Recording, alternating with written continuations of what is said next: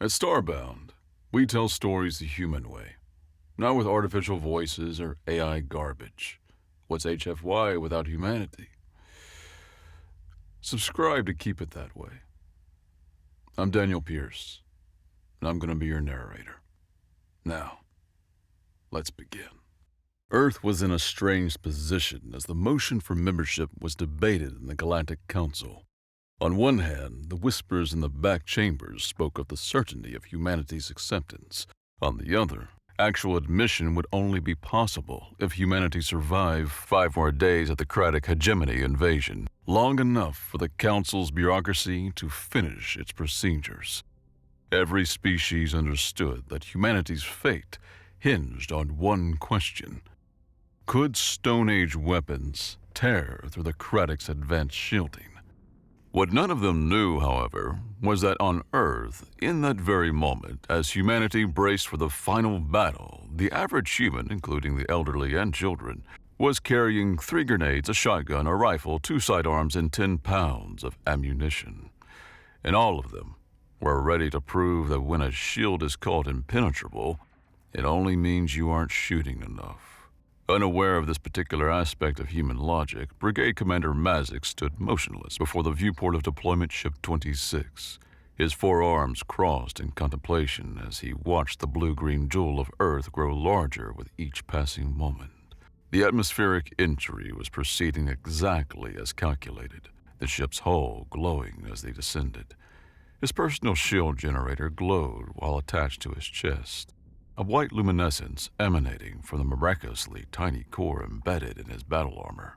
The device was impressive, capable of deflecting energy weapons and kinetic projectiles alike with minimal power consumption. His imposing, leathery frame, nearly 3 meters tall, remained rigid as he observed the world beyond. The mighty hegemony fleet advanced toward the human planet, 30 deployment vessels carrying 60,000 of the finest warriors the Kratic had ever produced. Each ship was vast and formidable. Mazik allowed himself a moment of pride. How many species had he brought to compliance over his 2 centuries of service? 11? 18? Earth would simply be another entry in his distinguished record. Another primitive world learning the futility of resistance against the hegemony's advanced technology. These humans, with their chemical propellants and metal projectiles, would soon discover what countless others had before them. That progress meant submission to those who had already achieved it. The first indication that something was not proceeding according to their meticulous invasion strategy came as Mazik attempted to count the ascending traces of light rising from the planet's surface. Initially, he dismissed them as primitive rocket propulsion, perhaps some desperate attempt at evacuating their leadership. But the traces multiplied, dozens becoming hundreds, their trajectories synchronized as they advanced against gravity. His primary eyes narrowed as he watched Deployment Ship 21 maintaining its position 3 kilometers to starboard. A brilliant flash erupted against its shields, the energy discharge creating ripples of light that danced across the protective barrier. Nuclear explosion, Mazik recognized immediately. Relatively primitive, but not entirely unexpected. Several species had discovered atomic weapons before achieving interstellar capability. The shield metrics on his tactical display show that the barriers had absorbed the blast with very high efficiency. Child's play for the hegemony technology. But then came another flash, and another. The tactical display lit up with warning indicators as dozens of detonations bloomed against Ship 21's shields. Mazik's secondary eyes widened in disbelief as he watched the shield integrity percentage plummet. 80%, 60, 40. The bombardment was relentless, each explosion perfectly timed to strike before the shields could fully reconstitute their matrix. His lips pulled back from his teeth in what might have been a smile of admiration for the idea of concentrating fire in a single target. But the expression froze as the final massive detonation overwhelmed the weakened barriers.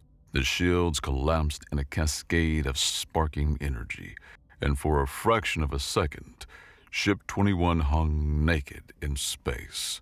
Then the nuclear fire touched its hull. The deployment ship transformed into a miniature sun, its armor plating vaporizing instantly, its internal atmosphere igniting in a spectacular fireball that sent debris careening through space. Fragments of metal and ceramic struck against the other ships, each impact creating small flares of light.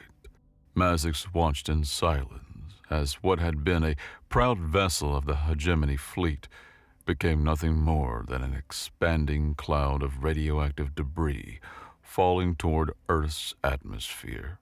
The command-level communications channel crackled to life in Mazix's auditory implant, cutting through the shocked murmurs that had begun spreading across the deployment deck. Fleet Leader Harfax's voice resonated everywhere, his tone carefully modulated to project confidence despite what they had all just witnessed.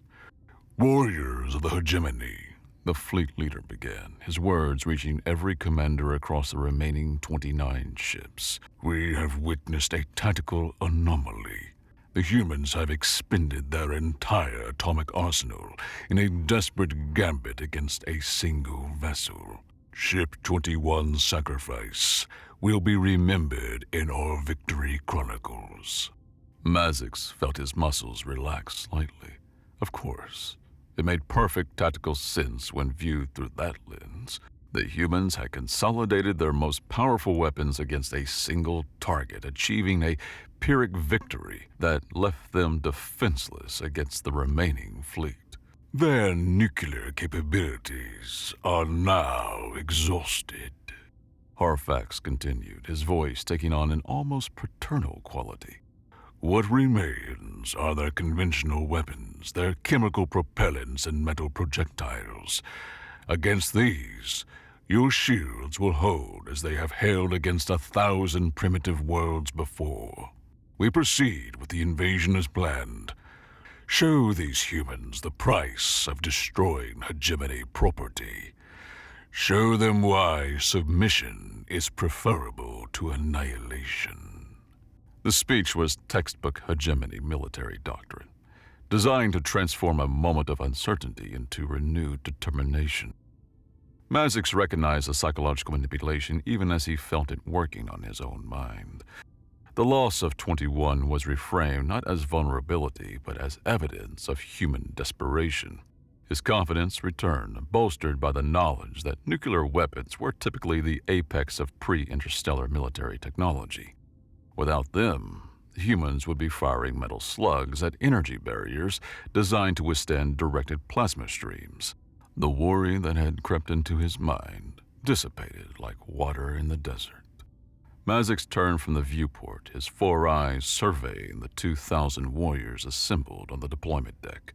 They stood in perfect formation, their varied heights creating an intimidating wall of muscle, armor, and weaponry. Some barely reached 2 meters, while others towered at nearly 4. But all shared the distinctive leathery skin and multiple eyes of the Kratic species. Their expressions showed the same momentary uncertainty he had felt, the destruction of 21 having shaken their absolute confidence in the hegemony's supremacy. This would not do. Warriors needed certainty, needed to believe in their invincibility if they were to perform at peak efficiency. Mazix activated his command amplifier, his voice booming across the deck with enough force to vibrate the metal plating beneath their feet. "Warriors of Brigade 7, you have seen the humans' desperation. They have thrown their mightiest weapons at us and managed to destroy 1 ship out of 30. 1. He raised his primary right arm, a single digit extended for emphasis. "Now they have nothing left but primitive projectiles and chemical explosives. We are about to show these humans what the hegemony is made of." The response was immediate and thunderous. 2,000 voices roared in unison, the sound echoing through the deployment ship's hull. Warriors pounded their chests with their lower arms, the impact activating their personal shield generators in a synchronized display of power. Solid light rippled across the formation as each soldier's protective barrier glowed, creating an ocean of luminescent energy. They raised their plasma rifles and particle beam weapons high, the advanced armaments gleaming. Behind the infantry formations, vehicle crews made final preparations on their hover platforms and assault walkers. The mechanical behemoths stood 5 meters tall, their articulated legs designed to navigate any terrain, while their rotating weapon pods could deliver devastating firepower in a 360-degree arc. Technicians ran final diagnostics on shield generators and weapon systems, their movements quick and accurate despite the excitement building in the air. The ground vehicles activated, their anti-gravity systems creating a subtle distortion in the air beneath them. Mazix felt his own battle fervor rising, the ceremonial pre-combat rituals awakening instincts honed over centuries of warfare. The deployment ship shuddered as it entered the lower atmosphere, the turbulence increasing as they descended through Earth's troposphere. Mazix monitored their approach vector on his tactical display, noting in satisfaction that they were precisely on target for their designated landing zone. A cleared area 4 kilometers from the human metropolis designated as Target Alpha. The city sprawled across the landscape, its towers of glass and steel reaching toward the sky in a display of architectural ambition that Mazix had to admit was impressive for a pre-interstellar civilization. Warning indicators flashed across his display as the ship's sensors detected incoming projectiles, but he felt no concern. The missiles exploding against their shields were conventional explosives, chemical reactions that produced impressive visual displays, but negligible energy transfer. His earlier anxiety evaporated completely. If this was the best humanity could muster after expending their nuclear arsenal, the invasion would proceed exactly as the tactical simulations had predicted. The ship's descent engines engaged with a roar that penetrated even the sound-deafened deployment deck. They were entering the final approach phase, the ground rushing up to meet them at a controlled rate. Through the viewport, Mazix could see the other deployment ships spreading across the horizon, each one targeting a different population center. The invasion would be simultaneous and overwhelming, giving the humans no opportunity to concentrate their defenses. A soft chime in his input indicated incoming communication from the bridge. The captain's voice was calm and professional. "Commander Mazix, we have achieved optimal deployment altitude. Atmospheric conditions are within acceptable parameters. You have authorization to begin ground operations." Mazix acknowledged with a thought. Then he turned to address his warriors one final time. His voice carried across the deck for all ears to hear. "Warriors of the hegemony, today we claim Earth for the glory of the Kraddic. Trust your shields, trust your weapons, trust your training. Show these humans that resistance is futile." The deployment deck's massive doors began to separate with a grinding mechanical sound, revealing the alien landscape of Earth below. Cool air rushed in, carrying unfamiliar scents of vegetation and industry. The morning sun cast long shadows across the terrain, and in the distance, the target city waited like a prize to be claimed. The deployment ramp extended quickly, creating a bridge between the hovering ship and the ground 20 meters below. The first wave of warriors surged forward, their boots thundering against the metal as they descended. "For the hegemony! Death to the primitives!" Came another cry from a younger warrior. "Today we feast on victory!" Shouted a squad leader, her plasma rifle already charging for combat. The warriors spread out in formations as they touched down, their shields shimmering defensively. Mazix waited until half his force had deployed before making his own descent, his massive frame moving slowly down the ramp. As his feet touched Earth's soil for the first time, he felt the weight of 2,000 expectant gazes upon him. They looked to him for leadership, for the decisiveness that would carry them to victory. He did not disappoint. Drawing himself to full height, Mazix pointed toward the city with his primary right arm, while his other 3 arms gestured for advanced formation. Trust your shields and march toward the human buildings. Show them the might of the hegemony. Forward! The brigade began its advance across the open ground, their formation spreading across a front nearly a kilometer wide. The hover platforms glided alongside the infantry, their weapon systems scanning for targets. The assault walkers took point, their massive legs eating up the distance faster than the biological legs. Behind them, 2,000 warriors marched in perfect synchronization, their shields creating an aura of solid light that rippled with each step. The approach to the city's outskirts revealed humanity's hasty defensive preparations. Mazik's tactical display populated with data as the spotters, specialists equipped with enhanced sensory equipment, began reporting their observations. Wheeled vehicles had been overturned and positioned to create makeshift barricades across the major thoroughfares. The primitive automated transports were reinforced with sandbags stacked to shoulder height, creating firing positions that would have been effective against other humans but seemed almost quaint against hegemony technology. Coils of barbed wire stretched between the barricades, their metal barbs glinting in the morning sun. The spotters' reports grew more detailed as they approached closer. Heat signatures indicated human presence in nearly every building facing their approach route. The structures, primarily constructed of concrete and steel, showed evidence of recent modification. Windows had been removed or enlarged, creating firing ports. Sandbag emplacements were visible on rooftops, and Mazix could see the distinctive shapes of human weapons protruding from various positions. The humans weren't running. They weren't surrendering. They were waiting. "Commander," reported lead spotter Vrax through the tactical channel, "I'm detecting significant human presence. Estimate 3,000 to 4,000 combatants in our immediate approach vector. They appear to be armed with projectile weapons of various calibers." Mazix processed this information in silence. 3,000 humans against 2,000 Krydic warriors with energy shields and plasma weapons. The numbers were irrelevant when the technology gap was so vast. "Ignore the barbed wire and the barricades," Mazix commanded through the brigade-wide channel. "Your shields will protect you from the primitive projectiles. Trust in hegemony technology. Advance with confidence." The warriors obeyed without hesitation, their training overriding any instinctive caution.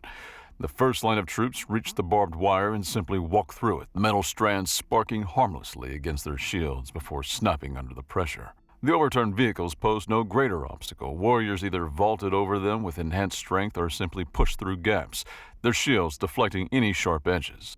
The 4-legged assault walkers targeted the larger barricades with their particle beams, vaporizing sections of metal and concrete to create wider passages for the hover platforms. The display of technological superiority seemed to emphasize the futility of human resistance. They had entered the city proper now, moving down what appeared to be a main thoroughfare lined with commercial buildings. The architecture was utilitarian, but showed signs of hasty fortification.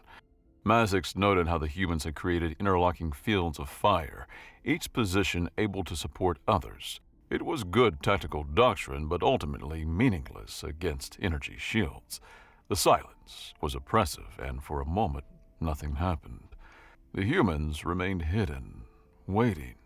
Mazix could respect their discipline, even if he questioned their sanity. Perhaps they were paralyzed by fear, unable to comprehend the futility of their situation. His forces had advanced 300 meters into the city when the world exploded into violence. The humans erupted from concealment with a coordination that spoke of extensive planning and communication.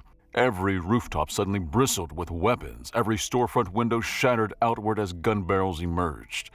The sound hit first, a wall of noise so intense it overloaded Mazix's auditory implants for a fraction of a second. Machine guns, hundreds of them, opened fire simultaneously. The morning air transformed into a solid stream of metal as bullets flew from every conceivable angle. Tracers created a web of light that would have been beautiful if it weren't so deadly. The impacts against the Craddock shields created a continuous roar of energy discharge, thousands of kinetic strikes per second, causing the protective barriers to flare with brilliant white light. Some warriors instinctively raised their arms to protect their faces, even though their shields should have made such gestures unnecessary. The sheer volume of fire was unlike anything in hegemony military history. Energy weapons fired in precise bursts to conserve power and prevent overheating.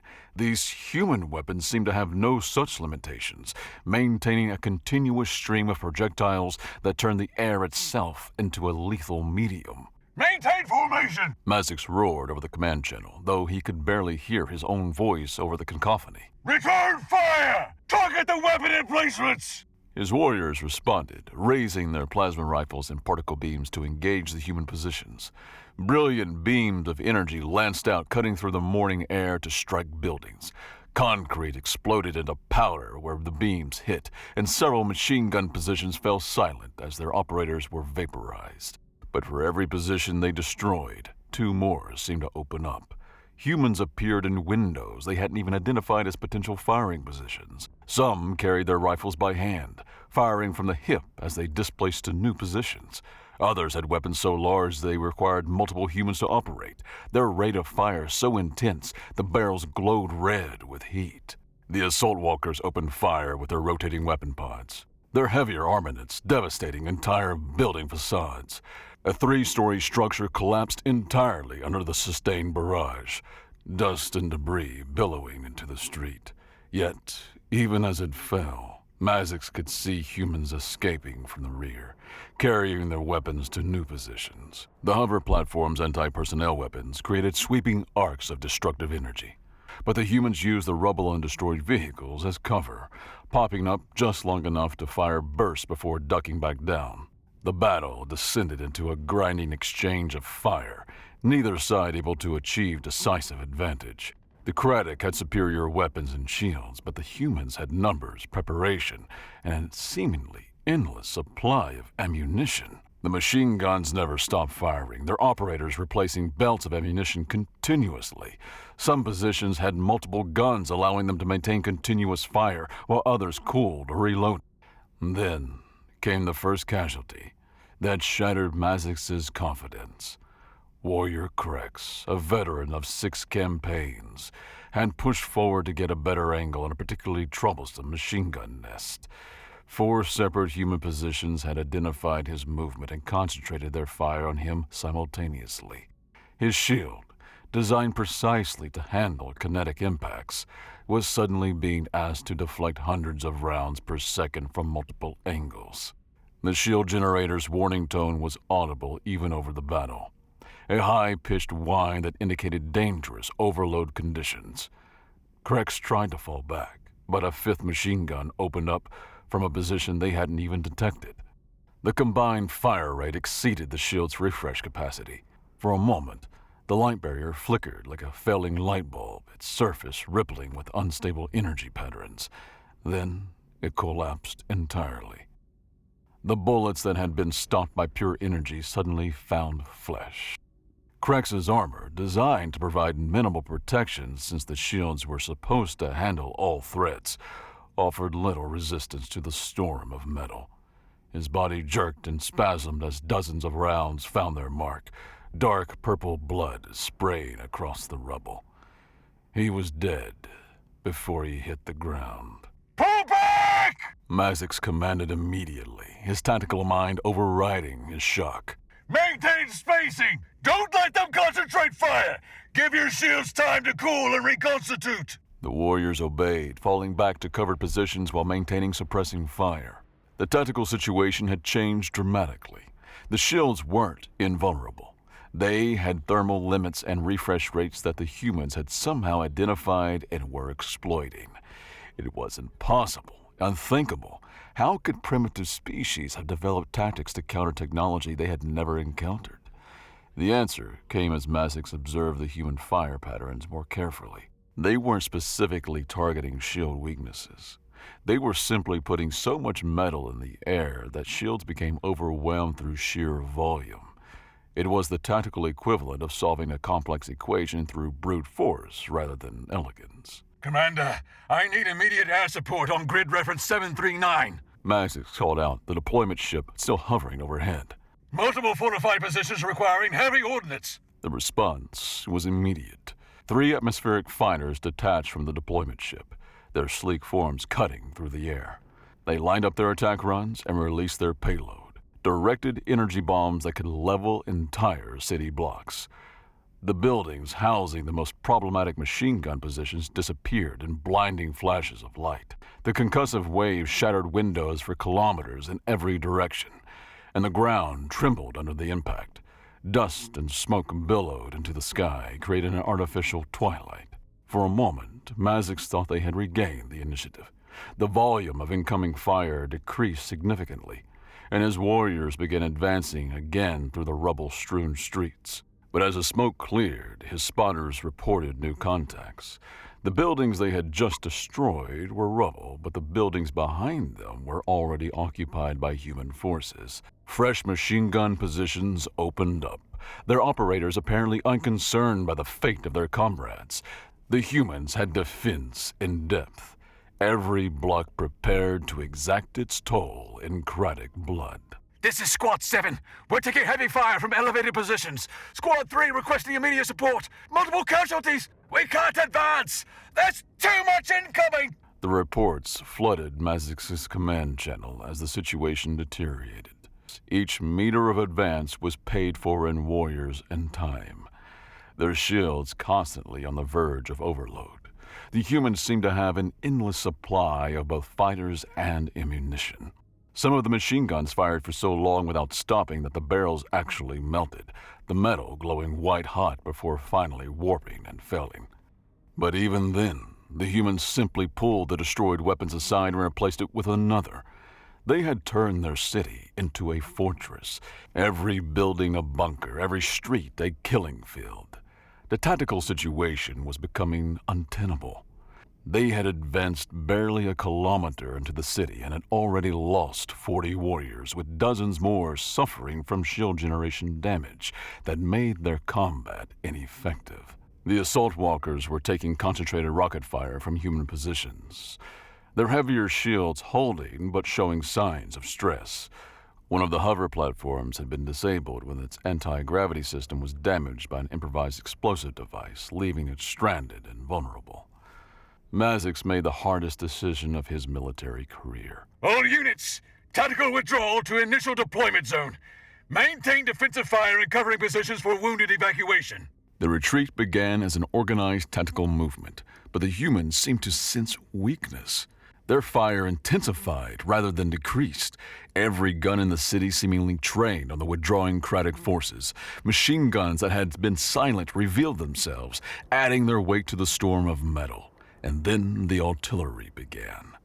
The first shells were almost beautiful in their arc, dark specks against the morning sky that grew larger with terrifying speed. They impacted among the retreating warriors with devastating effect. Unlike the bullets that struck shields as individual kinetic events, the artillery shells exploded into thousands of fragments. Shrapnel, the humans called it, Mazix would later learn. Each explosion created a sphere of supersonic metal fragments that struck shields from every possible angle simultaneously. The effect on the already stressed shield generators was catastrophic. A shell detonated directly above Squad 4's position, the airburst sending shrapnel down at angles the shields were weakest. 3 warrior shields failed instantly under the omnidirectional assault. The metal fragments tore through their armor as if it were jelly, their bodies shredded beyond recognition. Another shell struck near a damaged assault walker, the explosion finally overwhelming its struggling shield generator. Shrapnel punched through its armor plating, destroying critical systems and killing the pilot instantly. The massive machine toppled sideways, crushing 2 warriors who couldn't dodge in time. The artillery barrage intensified, the humans having apparently pre-registered their entire approach route. Every piece of cover the Kratic tried to use had already been targeted. Shells rained down, their explosions creating a continuous thunder that drowned out even the machine gun fire. But the humans weren't finished. Mazix's tactical display suddenly lit up with new contacts. Aerial drones, hundreds of them, approaching from multiple directions. They were primitive things, commercial units hastily weaponized, but that made them no less deadly. Each one carried explosives, their operators piloting them directly into Craddock positions with suicidal determination. A drone struck Warrior Thias' shield at maximum velocity, detonating on impact. The explosion itself might not have penetrated the shield under normal conditions, but Thias had been under continuous machine gun fire for minutes. His shield generator, already operating at critical temperatures, simply burned out. The feedback surge killed him before the follow-up machine gun fire could. More drones follow, their operators showing no concern for the value of their equipment. They treated the machines as disposable ammunition, each one guided with deadly precision into Craddock formations. Some warriors tried to shoot them down, but that meant taking their attention off the human ground positions, which immediately exploited the distraction with increased fire. The title of their predicament became horrifyingly clear as Mazix watched another warrior fall, his shield overwhelmed by the simple, brutal mathematics of human warfare. They had been wrong, so terribly wrong. The shields weren't impenetrable. They had limits, thermal tolerances, refresh rates, and the humans had discovered through either calculation or terrible intuition that those limits could be exceeded not through technological superiority, but through sheer volume of fire. Every human with a weapon was contributing to the storm of metal, from belt-fed machine guns to hunting rifles to pistols.